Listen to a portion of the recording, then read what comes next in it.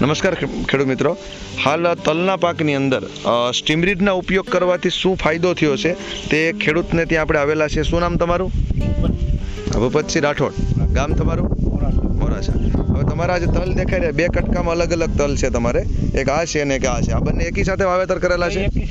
બરોબર.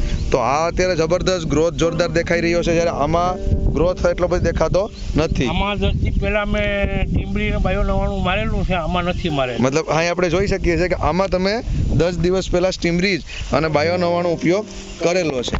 તો આ તમે જોઈ શકો છો કેટલા જબરદસ્ત છે, જ્યારે આની અંદર તમે સ્ટીમરીજ ને બાયો 99 મારેલું નથી. તો તમને શું ફરક જોવા મળ્યો? મને આ ગાળનો ગ્રોથ સારો દેખાય, આમાં નબળું દેખાય. આપણે જોઈ શકીએ છીએ મિત્રો કે જે રાઠોડભાઈ કહી રહ્યા છે કે આમાં ઉપયોગ કરેલો છે, જ્યારે આમાં હજી ઉપયોગ કરેલો નથી.